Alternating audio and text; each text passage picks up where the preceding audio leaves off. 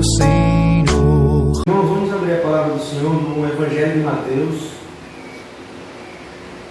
capítulo 9.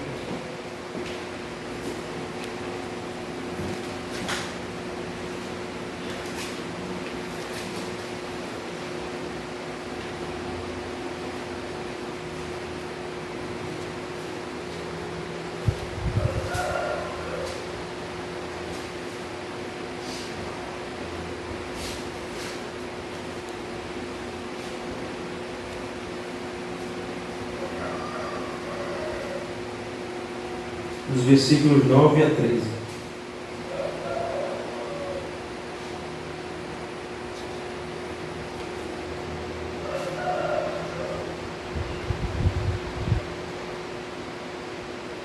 Diz assim a palavra do Senhor. Evangelho de Mateus, capítulo 9, versículo 9 ao 13. Partindo Jesus dali, viu um homem chamado Mateus, sentado na coletoria, e disse-lhe: segue-me. Ele se levantou e o seguiu. E sucedeu que, estando ele em casa, à mesa, muitos publicanos e pecadores vieram e tomaram lugares com Jesus e seus discípulos. Ora, vendo isto, os fariseus perguntavam aos discípulos: por que come o vosso mestre? Por que come o vosso mestre com os publicanos e pecadores? Mas Jesus, ouvindo, disse: os sãos não precisam de médico, e sim os doentes. Ide, porém, aprendei o que significa: misericórdia quero e não holocausto, pois não vim chamar justos e sim pecadores ao arrependimento. Vamos orar. Deus, muito obrigado, Senhor, pela tua palavra. Ela é suficiente, ela é inerrante para as nossas vidas. Ela é aquela que salva o pecador, é aquela que adentra o mais vil pecador, adentra o mais coração de pedra que exista, e transforma, Senhor, transforma esse coração. É nela que nós colocamos toda a nossa fé no Senhor, a partir dela, Pai. Muito obrigado por essa palavra, que ela fale nos nossos corações nessa manhã, como já tem falado, Deus. Te agradecemos por tudo e abençoe e edifica a tua igreja, em nome de Jesus. Amém. Irmãos, hoje em dia é bem normal a relativização das coisas, das pessoas, dos casamentos, de tudo que há nesse mundo. Não há mais, é tudo subjetivo, né? Não há mais absolutos. Nós já falamos disso, nós sabemos bem disso, a ponto das pessoas estarem confundindo pecado com doenças. Uma coisa que é para ser tratada como pecado, muitas vezes, trata como uma mera doença, tentando trazer soluções humanas para tratar a alma, onde só a palavra de Deus é suficiente para alcançar. Então, irmãos, o pecado hoje, para esse mundo, é nada mais ou nada menos do que um simples, vamos dizer assim, uma simples coisa a ser tratada por argumentos, por estudos, por filosofias humanas, a ponto de negar o pecado quando isso não é possível. E ele vai dizer: veja, isso não é errado, isso não é pecado, faça o que você acha que deve fazer, faça o que você acha que é certo. Porque o que para você é certo, para mim pode ser errado, e vice-versa. Nós vemos coisas parecidas, irmãos, a todo tempo. Por exemplo, há um tempo atrás estavam tentando tratar a pedofilia, por exemplo, como uma doença. Por alguns motivos e pelo passado a pessoa virou pedófilo e já não é culpa dela fazer o que um pedófilo faz. Estão tentando deturpar de qualquer jeito os conceitos, os absolutos de Deus para o seu povo, e trazendo conceitos do coração pecaminoso humano e sobrepondo sobre a palavra de Deus. O pecado, irmão, nós sabemos que, em poucas palavras, é a transgressão da lei de Deus. Note que o Senhor Jesus, ele chama aqui nesse texto pecadores e come com eles. Antes da gente adentrar no texto, a sociedade bíblica, que coloca esses temas e algumas divisões entre os versículos, ela divide esse versículo 9 sozinho, como uma vocação de Mateus, né, o apóstolo, e em seguida divide Jesus comendo com pecadores, e nos parece, como nós vemos à primeira vista, que um texto ou uma parte não tem nada a ver com outra por causa dessa divisão que fazem. Mas não, está escrito assim, seguidamente, porque há um propósito. Foi proposital, né? Jesus ele chama os pecadores e come com eles. Mas para acontecer isso, irmão, note que Jesus ele não precisou se tornar um pecador ou praticar as coisas que aqueles pecadores praticavam. Isso gerou nos fariseus, os hipócritas, indignação, pois o remédio que os fariseus tinham para os pecadores não era o evangelho de Deus, não era a graça de Deus, mas era simplesmente se afastar deles e humilhar eles, porque eles não faziam parte da promessa da aliança. Vocês não são dignos de sentarem à mesa conosco. Vocês não são dignos de comer conosco. Vocês não são dignos de entrar na minha casa, porque eu faço parte do povo da aliança e vocês não. Esquecendo eles que a participação deles como povo da aliança era simplesmente graça. Mas quando Cristo ele chega e se relaciona com eles e conversa com eles, pois o Cristo era o próprio remédio para a vida daqueles pecadores, ele veio redimir os pecadores, né? Ele veio libertar o pecado, o homem do pecado. A sua obra principal tem como esse objetivo perdão, redenção, redimir, perdoar pecados. Lógico que é necessário que haja arrependimento para isso. Então, a cura para o pecado, irmãos, não só desses homens, mas para nossas vidas, ou para qualquer um que esteja lá fora, é arrependimento, é fé, é salvação. Lembrando que, isso a gente sabe bem, o pecado ele nos condena à morte, ele nos leva à morte. O pecado é um caminho para a foice, né? É um caminho para a morte. E as atitudes pecaminosas das nossas vidas também nos condena nesta vida. Vou explicar melhor, né? O pecado ele nos condena à morte espiritual. E os pecados também nos condenam às consequências que nós teremos por causa desses pecados nessa vida. Por exemplo, se alguém matou, provavelmente ou essa pessoa vai ser presa, ou vai fugir. São consequências desse pecado. Você vai viver as consequências desse pecado. Note que o texto ele se inicia lá no versículo 9, né? Há esse isolamento do versículo 9, e a partir de então, Jesus ele come com os pecadores, ele se reúne na casa do apóstolo e come com os pecadores. Se a gente olhar do versículo 1 ao versículo 8 do capítulo 9, a gente vai ver que o texto nos traz a cura de um paralítico lá em Cafarnaum. E depois a vocação de Mateus, né? Em seguida no versículo 9, e depois Jesus comeu com os pecadores. Essa é a divisão, né, que a sociedade bíblica faz. E nós dividimos o texto automaticamente assim, porque somos inclinados a obedecer essa divisão, né? Mas o versículo 9, irmãos, ele tem relação contínua com a narrativa do versículo 10, 11, 12 e 13. Se olharmos os sinóticos, por exemplo, os outros evangelhos, né? Marcos capítulo 2, vamos falar rapidinho. Capítulo 2 de Marcos, tem o mesmo texto, versículo 13. Olha o que aqui diz. De novo, versículo 13 e 14.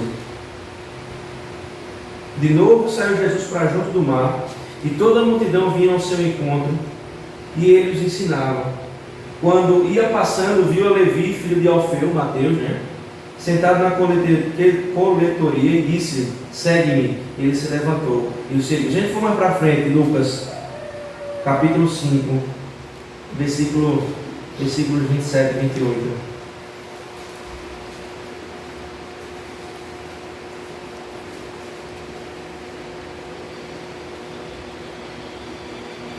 Passadas essas coisas, saiu, versículo 78, saiu, viu um publicano chamado Levi, sentado na coletoria, e disse-lhe: segue-me. Ele se levantou, deixou tudo. Se vocês notarem com mais atenção, o livro de Lucas, ele vai trazer uma informação a mais. Vai dizer que no versículo 28 ele se levantou, deixando tudo, né, e segue. Voltando para Mateus, irmãos. O ponto de questão veja só, a autoridade de Cristo nesse texto. Ou pelo menos nesse primeiro versículo. Se a gente olhar Mateus capítulo 8, começando lá no capítulo 8, voltando um pouquinho no capítulo, a gente vai ver que no versículo 1 ao 4, Jesus ele toca no leproso e ele é curado. A partir do versículo 5, ou versículo 3, Jesus somente fala e o criado do centurião é curado. Do 14 ao 15, Jesus realiza a cura da sogra de Pedro, quando ele toca e a febre dela passa. Versículo 18 a 22, Jesus põe à prova aqueles que querem segui-lo. Versículos 23 a 27, Jesus tem autoridade sobre a natureza e acalma a tempestade. Versículos 28 a 34, Jesus cura 2 endemoniados gadarenos e liberta-os apenas com a palavra. E do versículo 1 ao 9, Jesus cura um paralítico, não só a cura física, mas também a cura espiritual. A autoridade de Cristo. Jesus fala e as coisas acontecem. Jesus fala e todo mundo obedece. Toda a criatura obedece à autoridade de Cristo. Mateus traz todo esse contexto para mostrar que Cristo tinha autoridade de chamá-lo. Vem e segue-me. E ele deixa tudo e segue Jesus Cristo. Aquele que curou várias pessoas, aquele que dá ordem à natureza, aquele que expulsa demônios, é também aquele que chama os pecadores ao arrependimento, assim como Mateus. Publicano. Mateus era coletor de impostos, muito mal visto pela sociedade. Quem queria ou quem gostava de pagar impostos, né? Principalmente pelos pobres, pois ele arrancava dos pobres tudo que eles não tinham, inclusive. E agora Jesus chama esse homem e ele logo responde, deixando tudo, toda a sua riqueza, tudo que ele tinha, todo o seu posto, fama, bastou só uma palavra: segue-me. E como o evangelista Lucas relata, Mateus deixa tudo e o segue. Como não seguir tal homem, né, irmãos? Como Cristo fez tudo isso nos versículos passados.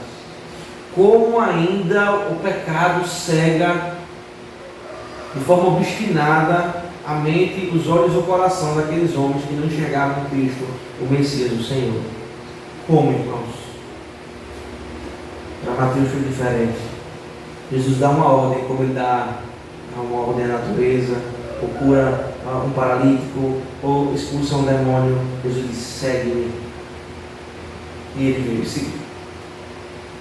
Isso é para dizer, irmãos, que a palavra de Cristo é suficiente. Ela é autoritativa, ela é autoridade para as nossas vidas. A palavra de Cristo é atendida a partir de que Cristo lhe apraz a Ele mesmo, aquilo que Ele quer fazer. Porque Mateus introduz esse texto de Jesus comer com pecadores, narrando o seu chamado, o seu próprio chamado. Porque Mateus ele quer mostrar que ele era pecador, que Jesus o chamou, ele atendeu esse chamado eficaz, o segue-me. E essa chamada não é uma pergunta, não é uma opção, não é ele dizendo assim: se você quiser pode me seguir, se não quiser pode continuar aí coletando impostos. Mas é um sonoro segue-me.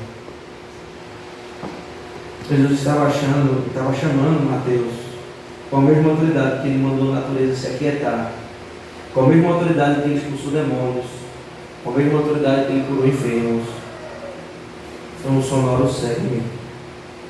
Isso nos mostra, irmãos, que Cristo não somente tem autoridade sobre as criaturas não pensantes, né? Mas sobre mente e sobre o coração.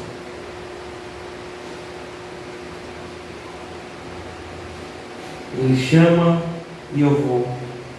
Ele me chama e ele me faz desejar ir.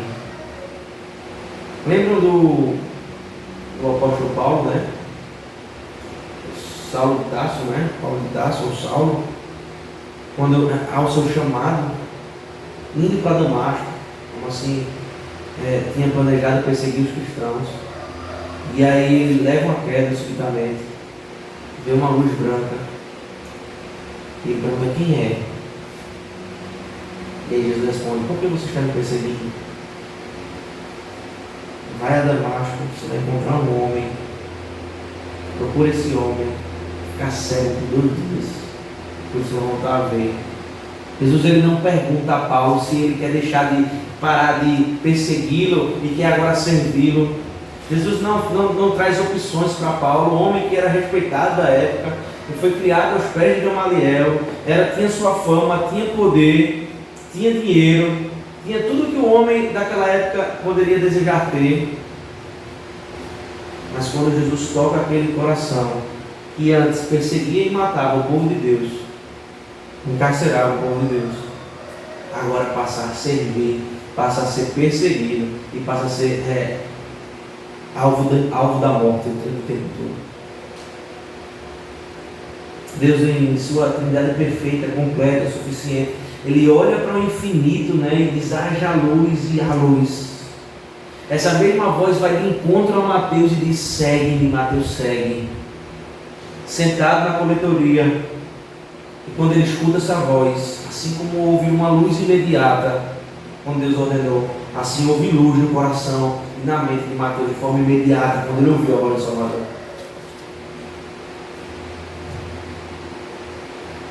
Irmãos, quando eu insisto para que a pessoa aceite a palavra de Deus no seu coração, eu estou menosprezando a autoridade de Cristo.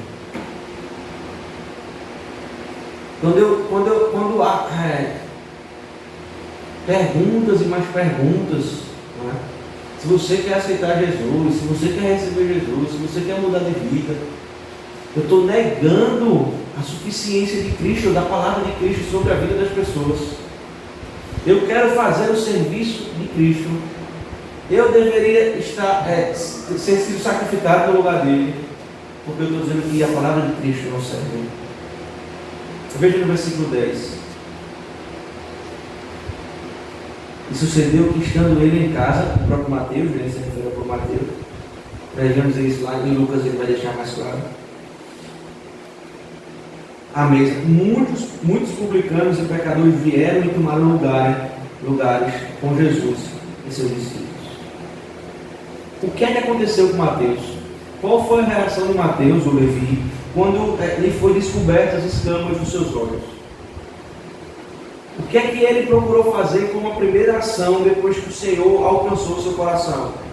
Depois que ele contemplou a maravilhosa luz, a primeira coisa que ele quis fazer foi chamar os seus amigos publicanos também, para conhecerem esse Jesus.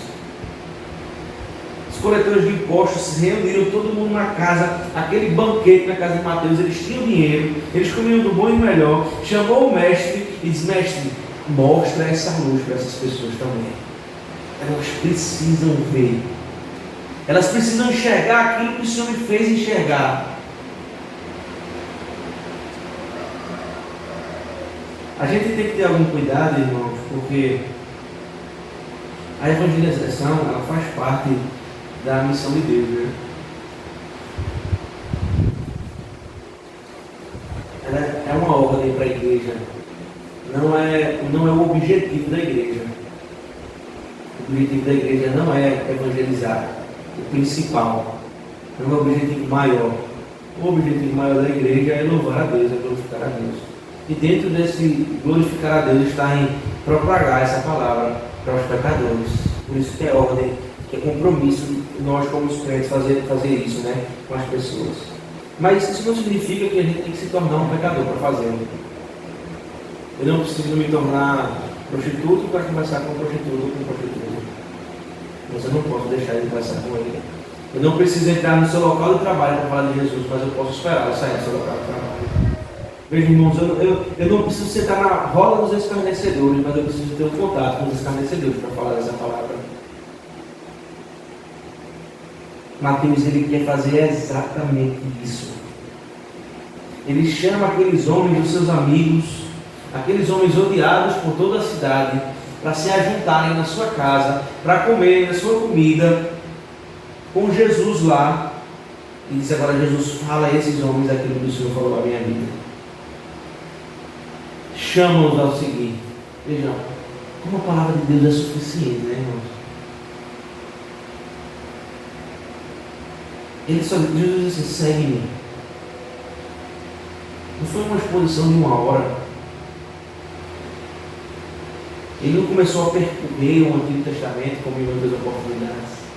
Mas a palavra de Deus é tão suficiente, é tão poderosa, que uma pessoa ler uma frase, um versículo da Bíblia é suficiente para o Espírito Santo tocar o coração mais vil pecador. se eu não coloco fé nessa palavra, nem esperança nessa palavra, a minha não vale de nada. Então, o que acontece logo em seguida, né? Jesus sentado com os publicanos, todos os coletores de impostos, sentados numa só mesa, para ouvirem Jesus, né? Para ouvirem dessa luz, desse chamado, desse segue-me. E aí os fariseus ficam indignados com a atitude de Jesus Cristo, sem entender a sua presença ali. Aquele que se dizia ser um mestre estava no meio de pecadores, quebrando o Salmo 1, né, na percepção deles. Por que vocês comem? Por que você come com publicanos e pecadores? Veja lá no versículo 11. Ora, vendo isto, os fariseus perguntavam aos discípulos: por que come o vosso mestre com publicano e pecadores? Jesus escuta e diz: os sãos não precisam de médico, e sim doentes. Jesus ele não está dizendo que os fariseus eles não precisavam de médico. Pelo contrário, eles não precisavam de graça, eles precisavam de mais, pois eles eram cegos pelo seu próprio orgulho, pela sua própria religiosidade pecaminosa, pela sua tradição que estava acima da palavra de Deus. Eles precisavam sim de graça, de misericórdia. Eles precisavam de perdão. Jesus ele não está negando isso, mas quem negava isso eram os próprios fariseus. Eles não se viam na necessidade, de ter Cristo ser transformado, porque eles achavam que eles eram sãos. Como alguém vai ser salvo de algo que se acha como se estivesse saudável? Como alguém vai ser salvo ou vai curar uma doença se você diz que você não está doente? Como um viciado vai curar o seu vício, né? Se ele nega ser viciado. Jesus está dizendo: eu vim para os doentes. Vocês dizem que vocês são saudáveis, então vocês não precisam de mim. E aí, irmãos, Jesus cita o texto de Oséias, capítulo 6, versículo 6. Misericórdia quero, e não holocaustos, pois não vim chamar justos, e sim pecadores. É incrível porque ele usa nesse contexto, né?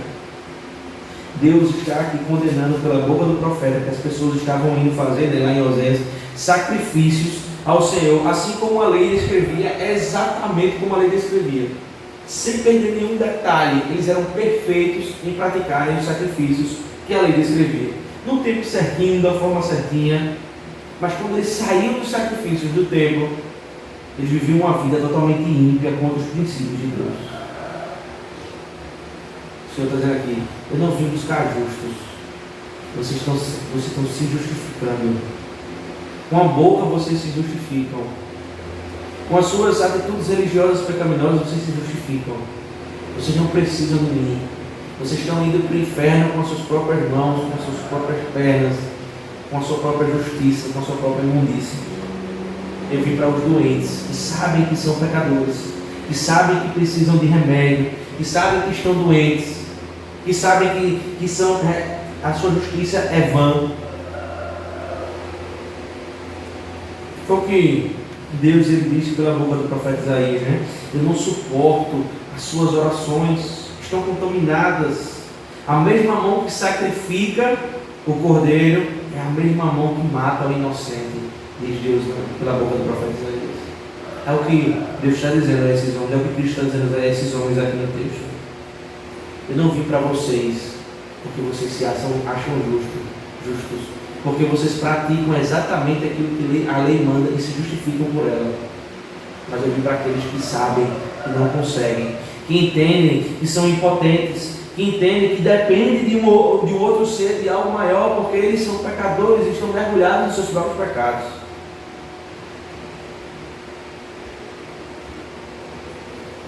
Jesus está dizendo aqui a esses homens, como disse lá em Moisés, próprio Deus: vocês fazem sacrifícios, mas vocês não têm misericórdia, e isso não tem nenhum valor para Deus. Outro texto vai dizer que a obediência é melhor que o sacrifício. Meu irmão, se você obedecer a Deus, e aí eu trago uma aplicação para as nossas vidas. vocês obedecerem a Deus, irmãos, como vocês são diligentes em fazerem as outras coisas, as outras atividades diárias nas suas vidas, nós estamos muito bem. Nós nos empenhamos em fazer todas as outras atividades. Eu estou vivendo isso, né? Tem faculdade para estudar, tem escola, tem um trabalho que você trabalha à tarde ou à noite, tem cuidar da sua família nos tempos que você tem disponível, tem várias atividades que você planeja dia a dia na sua casa, na sua vida, trabalho ou qualquer outra coisa, mas se você obedecesse da mesma forma que você cumpre essas atividades, ou se você se dedica a essas atividades, Deus estaria orgulhoso de nós, né?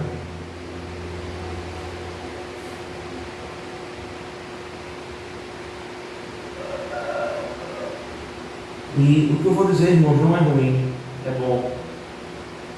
Quando nós fazemos as coisas aqui na igreja, né? Seja limpar, seja um jantar como à noite, seja qualquer outra coisa que a gente venha fazer aqui na igreja, a gente é diligente em fazer isso. A gente faz com amor, a gente vai lá e limpa com amor, a gente vai lá e faz as coisas com amor. Né? Mas há um ativismo na igreja, isso é bom, isso não é ruim. Mas, irmãos, obedecer a Deus está acima de todas essas coisas.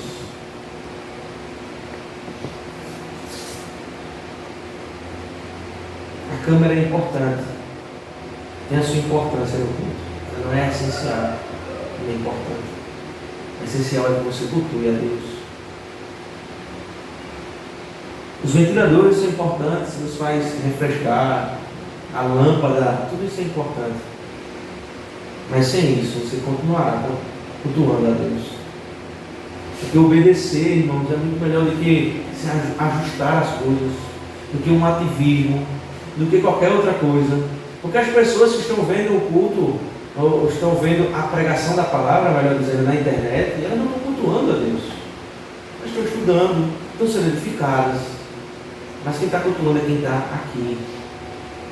Quem está aqui junto, reunido com o povo de Deus.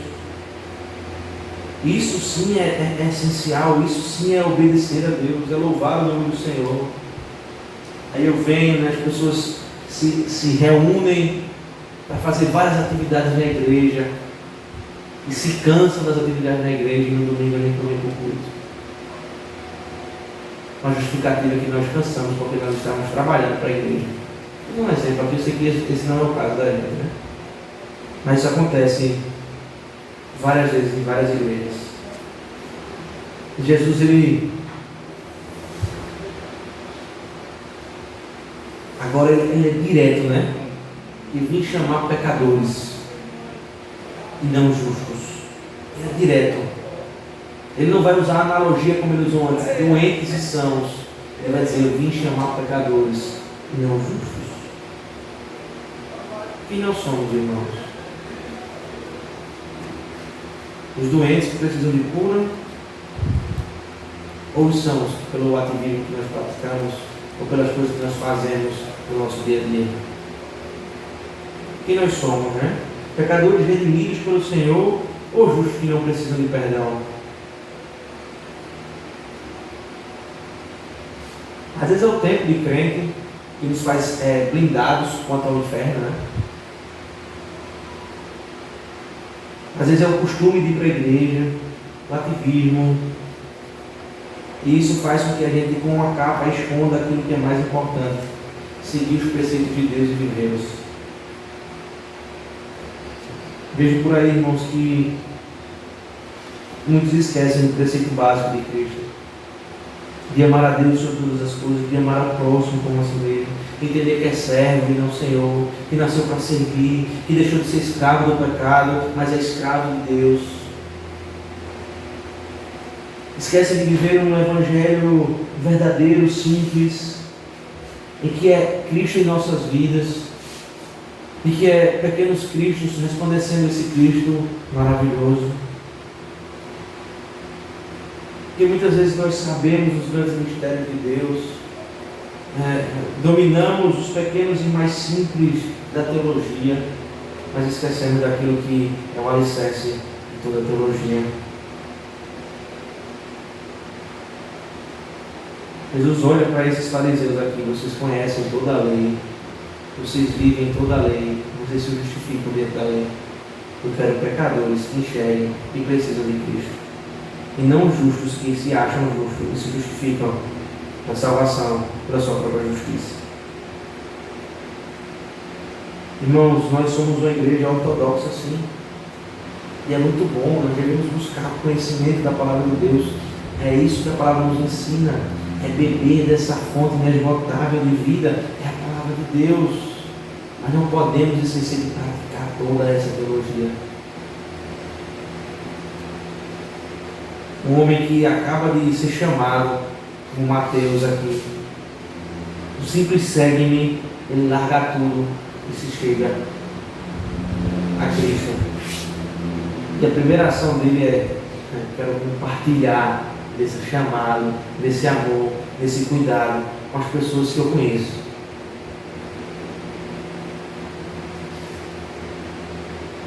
Não seja a pessoa que diga: está se sentando com os escarnecedores. Não seja a pessoa que diga: mas você está na casa de ímpios. Porque o Senhor vai lhe responder: eu quero os doentes, eu quero os que são pecadores, e não os justos e os santos. Que Deus coloque essa palavra no nosso coração hoje, que possamos entender da nossa responsabilidade de glorificar a Deus, mas da missão da igreja, a missão de Deus com uma ramificação de glorificar a Deus, evangelizando, levando essa palavra para aqueles que precisam, que estão perdidos. Vamos orar em nome de Jesus. Senhor nosso Deus, nós louvamos o Teu nome, ó Pai, por essa palavra. Porque, Deus, ela nos tira da zona de conforto, porque ela nos remexe por dentro. Porque, Senhor, nós vamos nos acostumando com sentar no banco, com vir à igreja, com o ativismo, seja dentro da igreja ou fora. E nós esquecemos de obedecer ao Senhor. Esquecemos que éramos pecadores, e largados ao pecado, mas fomos redimidos pelo Senhor. Continuamos pecadores, mas agora salvos. O pecado já não domina o nosso coração e a nossa mente. E esquecemos que essa salvação, que essa redenção deve ser compartilhada a todo mundo e a todos que estão ao nosso redor. De verdade, não sabemos aqueles que são eleitos pelo Senhor, e por isso nós temos essa responsabilidade. Então nos ajuda, Deus, de forma amorosa, simples, de forma sábia, a compartilhar essa palavra de redenção.